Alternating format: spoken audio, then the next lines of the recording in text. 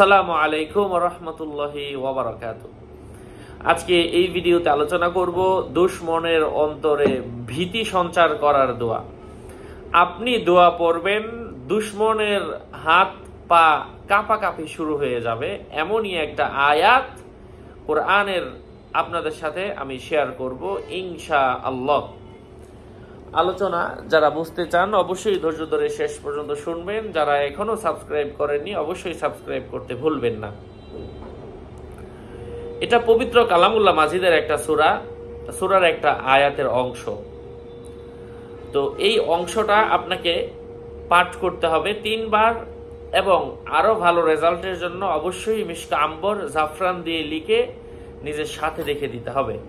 এই কালি অনেকেই খুঁজেন পান না, তাদের জন্য এই দোকান থেকে অরিজিনাল কালি নিয়ে নিতে পারেন। আমি পরামর্শ দিলাম 01896426494, অথবা যে কোনো দোকান থেকে আপনারা নিয়ে নেবেন যেখানে ভালোটা পান, তবে অরিজিনাল হতে হবে। এবং এটা লেখার বিশেষ এক ধরনের কাগজ পাওয়া যায় যা এই দোকান থেকে আপনারা নিয়ে নিতে পারেন। কোরআনের সেই আয়াতটা আমি বলে দিচ্ছি, আপনি পড়বেন এবং লিখে রাখবেন, যাতে আল্লাহ পাক আপনাকে দেখে অথবা আপনার বিষয়টা চিন্তা করে শত্রুর অন্তরে ভীতি সঞ্চার হবে। সেই দোয়াটা হচ্ছে আউযু বিল্লাহি মিনাশ শাইতানির রাজিম, বিসমিল্লাহির রহমানির রহিম, ওয়া কাযালিকা ইয়াতবাউল্লাহু আলা কুলুবিল্লাযিনা লা ইয়ালামুনা ফাসবির আন্না ওয়া'দাল্লাহি হাক্কুন ওয়ালা